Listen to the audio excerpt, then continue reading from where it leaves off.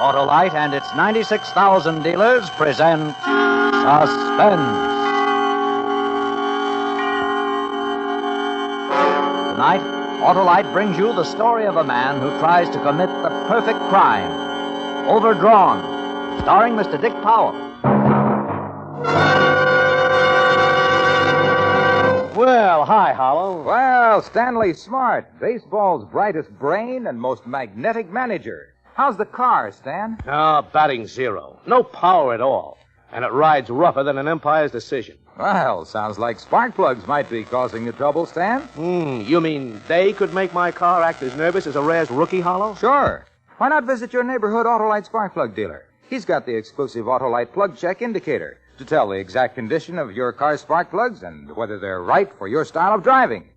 And if cleaning or adjustments are needed, your Autolite spark plug dealer has the tools and equipment to give you the best spark plug service money can buy. Yeah, but Hollow, suppose replacements are needed. Why, then he'll replace those worn-out spark plugs for a team of ignition-engineered, resistor-type or standard-type Autolite spark plugs to give you smoother performance, quick starts, and gas savings. So, friends, take a tip from me and see your neighborhood Autolite spark plug dealer soon. And remember, you're always right with Autolite. And now, with Overdrawn and the performance of Mr. Dick Powell, Autolite hopes once again to keep you in suspense. The next time you walk into a bank, notice the guy behind the window. For 17 years, I worked in a bank, took it in and doled it out. And there was never a day that I didn't feel like a dead ant in a jar of honey. When the feeling got hard to handle, I'd blow a week's salary on a blonde or a new suit. But it didn't help. Expensive things are like eating peanuts. You can't stop. Sure, you can push them away, but what do you accomplish? You just have to reach a little farther. Mr. McPherson, the president of the bank, valued my efficiency at a premium. Whenever a new man was hired, I was elected to show him the ropes. Mr. Graves, this is Mr. Robert Farley, our most experienced and conscientious teller. He'll see that you get off on the right foot. He'd pat me on the back and leave me to explain the rules and regulations to some wet-nosed kid fresh out of college. Hope you don't mind me hanging over your shoulder, Mr. Farley. Oh, hang anywhere you want. Huh? Nothing. Mr. McPherson tells me the procedure here is pretty strict. I wouldn't want to make any mistakes. Oh, it's not too bad, Graves. Pretty much the same as any bank. Just make sure you write your figures clearly and, the old man has one particular fetish. Be sure your initials are legible. Sure. A few years ago, we had two tellers with the same initials. There was a deposit error, and nobody could tell which one made it. They both got fired. Like some coffee? Well, I don't like to leave before I... Oh, I always bring a thermos. Hand me that briefcase, will you? Oh, sure.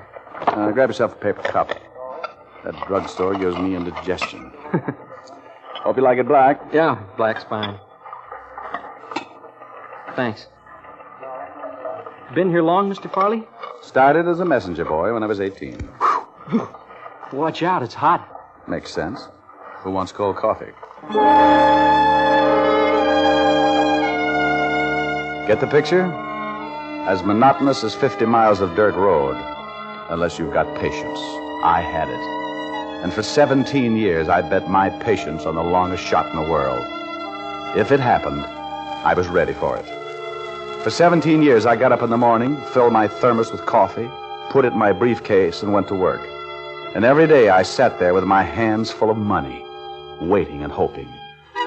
Then one afternoon, as the minute hand on the big bank clock jumped from 2:59 to 3, it paid off. I'd like to cash a big check. How big? How much have you got? What? Don't move an inch or I'll blow your head off. He was a big man in a trench coat, and he held a gun pointed right at my chest. I looked down the line of windows. An armed man covered each one. Don't let anybody move. This is a holdup. Hurry it up, buddy. All the money you got in the drawer. I reached for a stack of thousands and watched him rake the money into a leather bag. I kept handing him money, praying someone would get to the alarm. Come on, let's have it faster. Get that guy another four.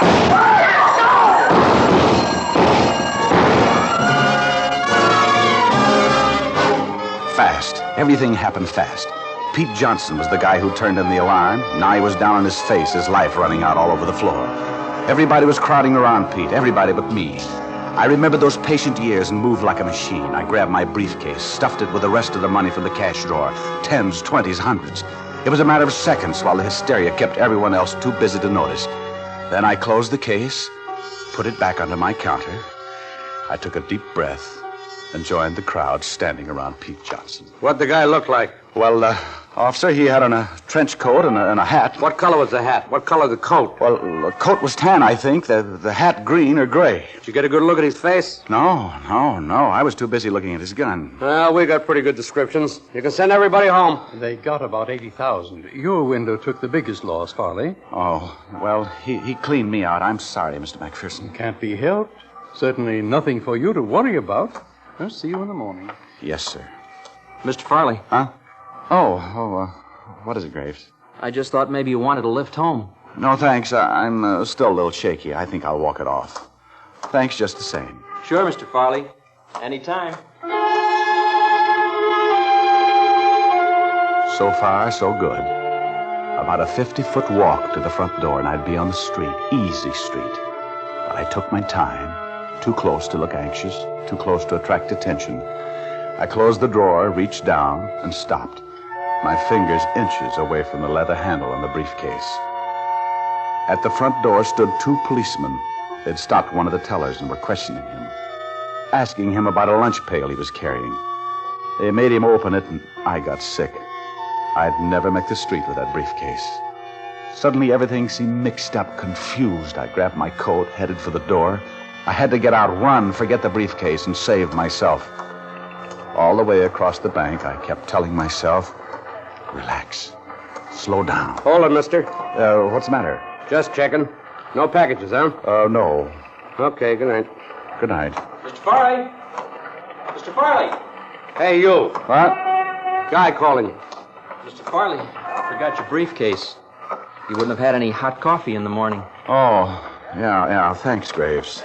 That your briefcase? Yeah, why? What's in it? An empty thermos. Better have a look. Mr. Farley. Yes, sir? I hope you weren't upset about your window. This officer wants to check my briefcase. Your briefcase? Oh, don't be ridiculous, Sergeant. I'll vouch for Mr. Farley. Been with me 17 years. Okay, Mr. McPherson. Thank you, sir. Can't trust you. Can't trust anybody. Oh, that's all I wanted to say. See you in the morning. Yes, sir.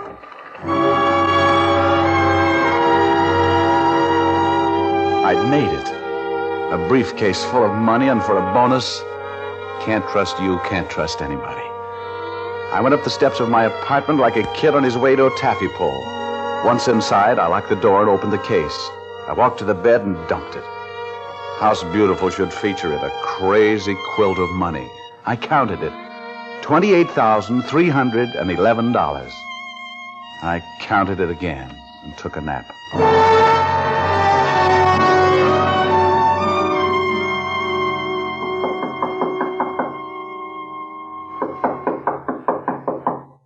I looked at the clock on the nightstand. 7:10. I'd been out about a half hour. Somebody was knocking at my door. I shoveled the money back into the briefcase and put it under the bed. Who is it? Graves, Mr. Farley. Can I see you a minute? Oh, I'll be right there. Oh, you've been asleep? Yeah, Didn't mean to wake you up. that's okay. What's on your mind? I stopped off at the corner market, bought a fifth. I thought they only sold milk and quarts. Oh, I thought maybe you'd want a drink. Now, why did you think maybe I'd want a drink? Oh, I'm sorry. I just wanted to talk. I'll see you in the morning. No, wait a minute. Come on in. Come on. I could use a drink. I'll get some glasses. Make yourself comfortable. Thanks. Now, what's the occasion? Oh, just thought you might still be a little upset after that holdup. Upset? Yeah. You were pretty nervous. Oh, yeah, I guess I was. You're a nice kid. Thanks. This okay? It's a blend. Sure. No soda. Water all right? Yeah, fine. Well, cheers. Cheers. Mr. Farley, Yeah? what are you going to do with all that money? What? That money you put in your briefcase. What are you going to do with it? You out of your mind? I saw you. If you haven't figured out what you're going to do with the money, I could sure use some of it. He sat across the table from me, smiling like a young rattlesnake in a rabbit pen. He took out a cigarette, leaned back in his chair, and lighted it. He blew the smoke across at me in a long, thin stream. I could feel the panic again. The smoke spread out and hung over the table. 50-50, Mr. Farley. I think that's fair. Half of 17 years. He was asking for half of a lifetime, and I couldn't spare it. What do you say, Mr. Farley? No. Okay. Oh, wait a minute. Yes, Mr. Farley? Change your mind? Yeah. Well, good. Let's have another drink. Sure. Say when. Hold it. That's fine. Cheers. Cheers. You're too young to drink anyway.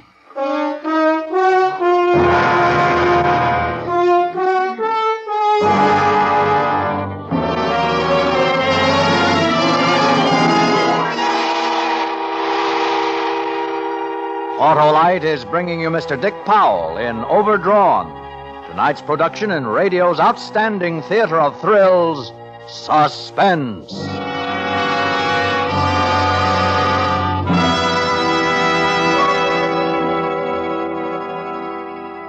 Hello. I'm happy as a pennant winner now. Oh, you visited your neighborhood Autolite spark plug dealer, eh, Stan? Oh, you bet I did. He checked my car's spark plugs with that famous Autolite plug check indicator. And he found that they were as worn as a catcher's mitt after a doubleheader. So he threw out those worn-out spark plugs for a set of ignition-engineered Autolite spark plugs, eh? You bet he did. And now my car takes off like a home run, operates smooth as a double play, and really goes the distance on a tank of gas. Well, that's because ignition-engineered Autolite spark plugs are designed by the same Autolite engineers who design coils, distributors, and all the other important parts that make up the complete ignition systems for many of our finest makes of cars, trucks, and tractors. Autolite spark plugs are ignition-engineered to pitch perfect performance and catch the praises of smart motorists everywhere. You know, Harlow, I'm going to tell all my players to have their cars checked regularly by their Autolite spark plug dealer. Yes, Stan, and have worn-out spark plugs replaced with either standard or resistor-type ignition-engineered Autolite spark plugs, because, even as the umpire knows, you're always right with Autolite. And now, Autolite brings back to our Hollywood soundstage Mr. Dick Powell in Elliot Lewis's production of Overdrawn, a tale well calculated to keep you in suspense.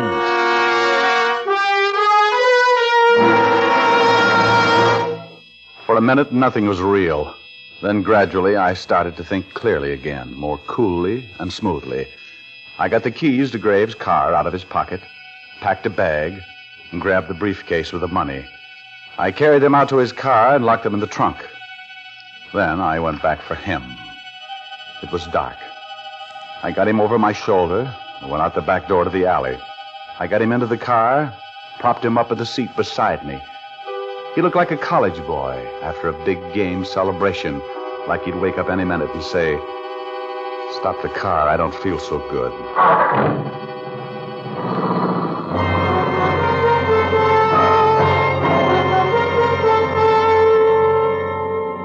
A few miles outside of town, there was a reservoir.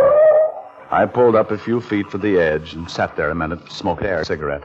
I didn't dare go too fast. Had to know the next move. Suddenly, the kid's body slipped a little and leaned against my shoulder like he wanted to hurry and get it over with. It was the least I could do. I grabbed my briefcase and bag, took the brake off, and shoved. The car slid into the water in a slow, smooth glide.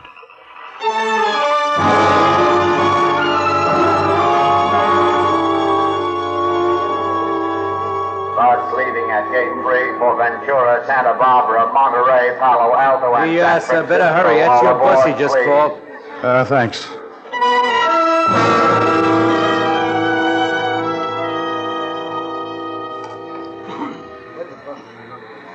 It was dark in the bus, and too many people were using the air.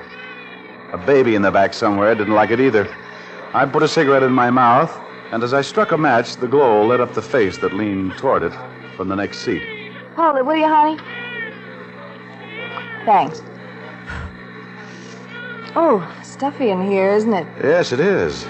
Going far? San Francisco. I got a cousin there. He runs a restaurant.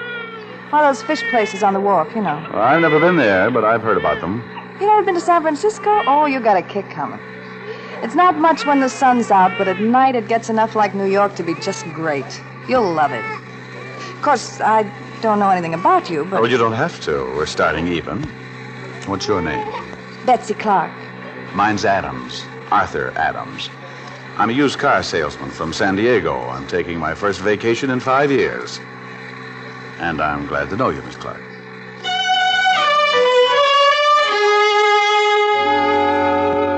There were times during the trip when I shied away from her. I couldn't possibly be lucky enough to pick up a right girl in such a wrong place. But she got to be important to me just by being there. I didn't want to be alone. We got to San Francisco about 8 o'clock the next morning, and I felt panic again. She'd leave me now and go to her cousin. Leave me in a vacuum to hold hands with a briefcase in the past. Where are you going to stay, Arthur? I don't know. Some downtown hotel, I guess. Any suggestions? Well, there's a little place on Geary. It's clean. The price is right. Sounds fine. What's the address? 354 South. Come on, we'll take a cab. We? Well, unless you want to walk. It's a good 10 blocks. Oh, I thought you were staying with your cousin. I changed my mind. Besides, you're liable to get lost without me. These San Francisco streets can be very confusing. Good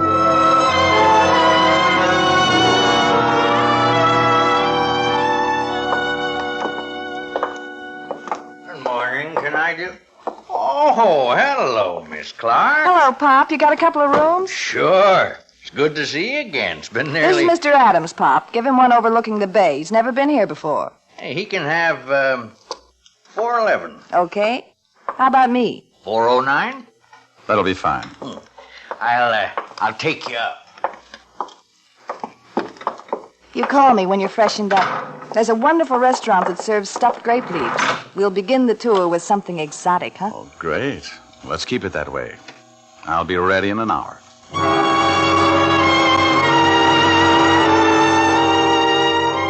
I got settled in my room and had Pop bring me a paper. The bank robbery story was there, but that's all. In a day or two, there'd be more. I dressed for dinner, filled my pocket with enough money for a couple of big weeks, then took the briefcase downstairs to the desk. Oh, can you put this case in the safe for me, Pop? Oh, sure, Mr. Adams. Just a moment. I'll give you a receipt. Is this the house phone? Oh, yeah. 409, please. Oh, hi. I'm downstairs. I had to put something in the safe. Okay. Here's your receipt, Mr. Adams.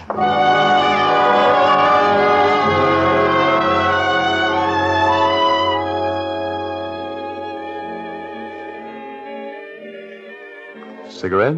Mm-hmm. Oh, wonderful, Denny. Would you like to dance? I'd love to. You having fun? Mm-hmm. Arthur, Yeah? how long's your vacation? 3 weeks. Why? I just wondered. You're a good dancer. We kept dancing for the rest of the evening, holding her close with her smooth face next to mine and her hair smelling fresh and clean. Ever play king on the mountain? Scrap your way through a dozen kids and finally make the top? You feel bigger than anybody, standing up there battling to keep them from pulling you back down. The top of the mountain was mine, and she was dancing with me up there. And nobody was going to pull me down again. I thought about Graves lying at the bottom of the reservoir with his head broken. They probably wouldn't find him for weeks.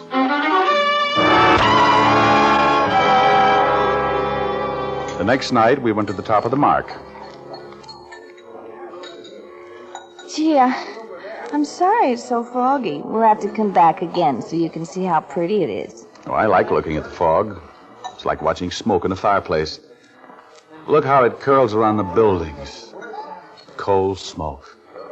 Oh, I'm glad it's out there. Why don't we go home now, huh? Arthur? Why don't we go home now? No, not yet. Well, I don't think I want another drink. Hey, what happened to you all of a sudden?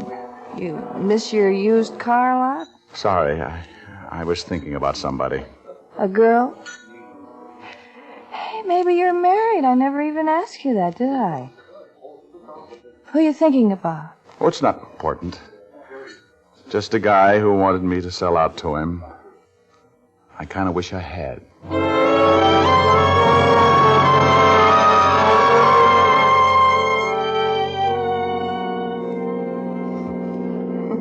Had fun? Oh, fun. Come here. Arthur, Yes. I think you're wonderful. I think you're wonderful, too. We better go in.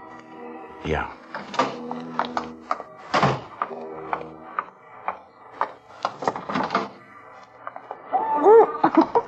Steady she goes.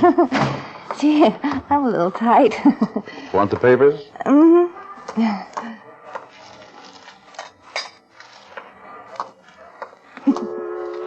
Give me your arm.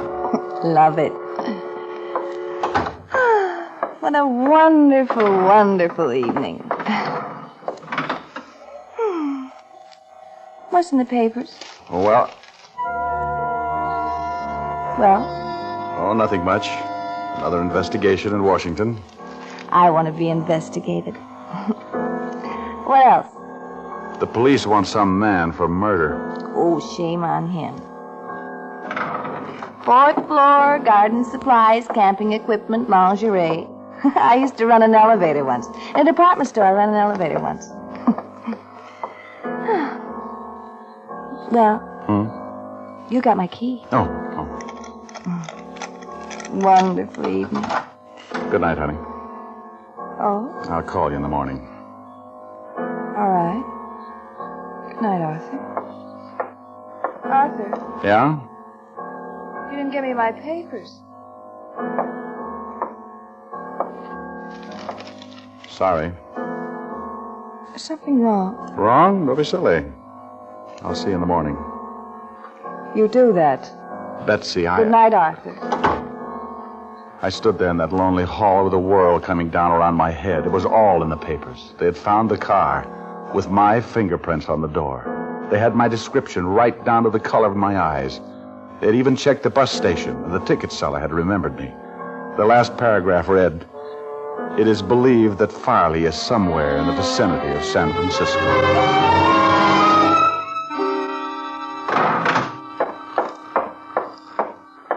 Pop. Pop. Oh, yes, Mr. Adams. I'd like my briefcase. Oh, all right.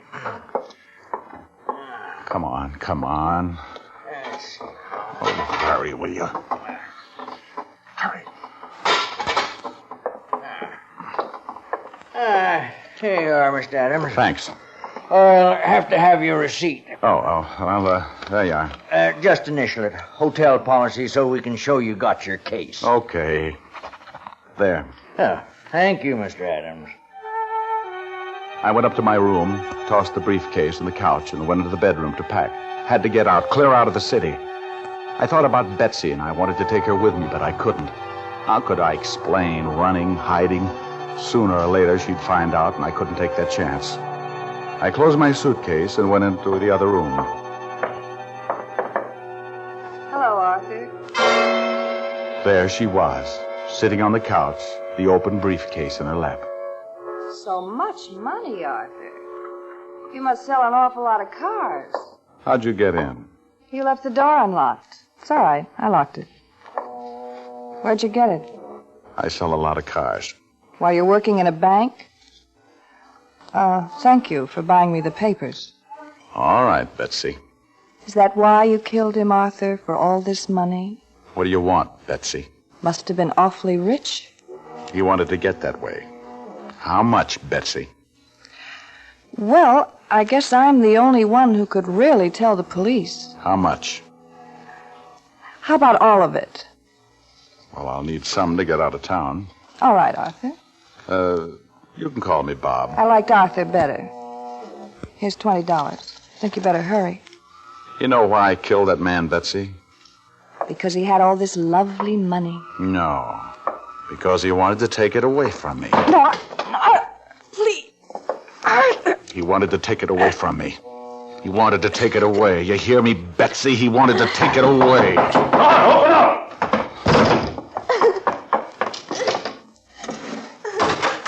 Where is he? Oh, why, Miss Clark, are you all right? Hey, you, stop! Stop!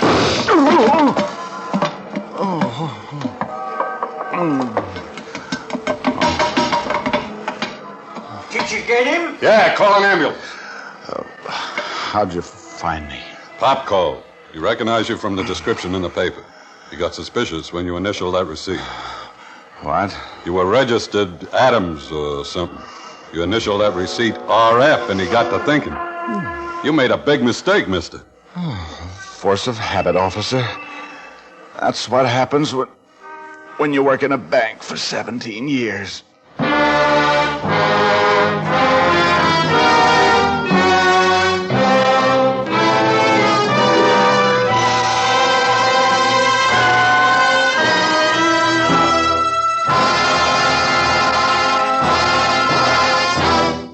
Suspense, presented by Autolite.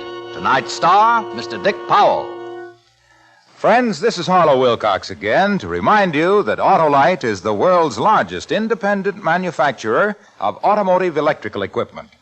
Autolite makes over 400 products for cars, trucks, planes, and boats in 28 plants from coast to coast. These products include world-famous ignition-engineered Autolite spark plugs, which are carried by your neighborhood Autolite spark plug dealer.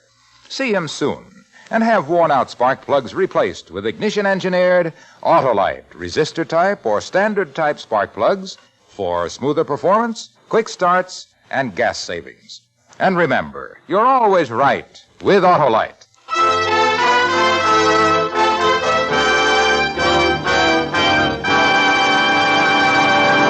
Next week on Suspense, our star will be Mr. Richard Widmark in Tell You Why I Shouldn't Die.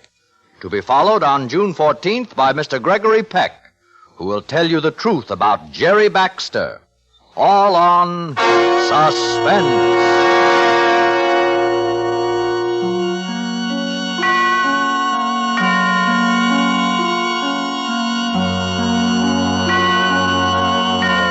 Suspense is produced and directed by Elliott Lewis, with music composed by Lucien Morawek and conducted by Lud Gluskin. Overdrawn was written for Suspense by Blake Edwards from a story by Robert Platt. In tonight's play, Mary Jane Croft was heard as Betsy and Dick Crenna as Graves. Featured in the cast were Norman Field, Ed Max, Benny Rubin, and Joseph Kearns. Dick Powell may be heard each week on his own radio program, Richard Diamond, on another network. And remember, next week on Suspense, Mr. Richard Widmark in a tale we call Tell You Why I Shouldn't Die.